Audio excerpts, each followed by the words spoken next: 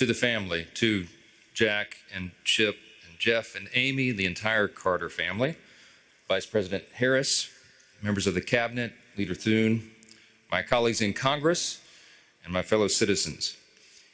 We meet in this sacred hall of self-government to honor an extraordinary man, a man who modeled the virtues of service and citizenship, as well as any other American.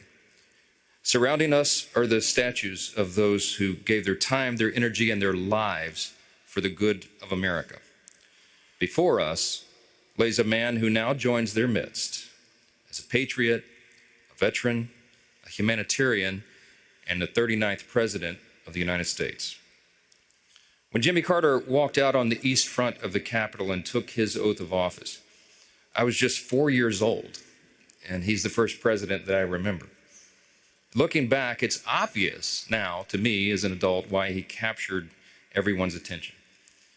Jimmy Carter was a member of the greatest generation. He lived through the Great Depression. He did that on a farm in rural Georgia. He knew the value of a dollar, and he modeled thrift his entire life. As long as he was in office, he hated government waste. His father, an Army veteran of the World War I era, taught patriotism to his children. And eventually his son, this young man from Plains, followed his father's example of self-sacrifice, and he joined the Naval Academy in the middle of World War II. In the Army, Lieutenant Carter learned from the legendary Admiral Rickover to always do his best as he served on the first fleet of nuclear submarines.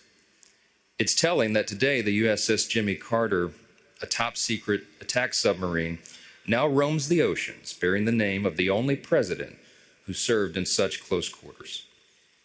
President Carter's life, his selfless service, his fight against cancer, and his lasting contributions to his fellow man are all truly remarkable. Whether he was in the White House or in his post-presidential years, as was discussed, President Carter was willing to roll up his own sleeves to serve and get the job done. We all know about his work with Habitat for Humanity, and that was mentioned. And the origin story goes that it was in 1984, when he first became aware of the work. He was in New York for a friend's anniversary. Millard Fuller, the founder of the fledgling charity at the time, called President Carter and asked if he wanted to visit a site in Brooklyn during his trip. President Carter agreed, and he found his way down to the Lower East Side. Standing on the roof of a dilapidated building, he looked out on the wealth of Wall Street to the south and to the power of Midtown Manhattan to the north. And then he looked down, and he saw an image he'd never forget. An elderly woman cooking breakfast over an open fire in the rubble of the building, there in the heart of the richest city in the world.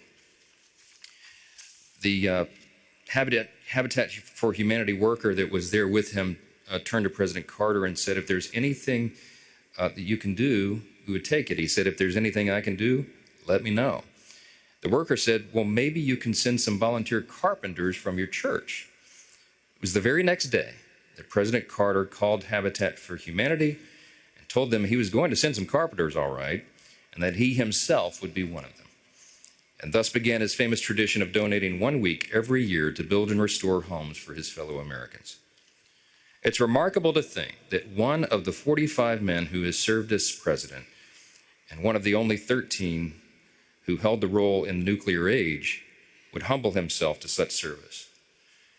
We all know that his care for humanity didn't stop at building homes. In the face of illness, President Jimmy Carter brought life-saving medicine. In the face of conflict, he brokered peace. In the face of discrimination, he reminded us that we are all made in the image of God. And if you were to ask him why he did it all, he would likely point to his faith. I'm reminded of his admonition to, quote, live our lives as though Christ were coming this afternoon, and of his amazing personal reflection. Quote, if I have one life and one chance to make it count for something. We all agree that he certainly did. So today in these hallowed halls of our republic, we honor President Carter, his family, and his enduring legacy that he leaves, not only upon this nation, but upon the world.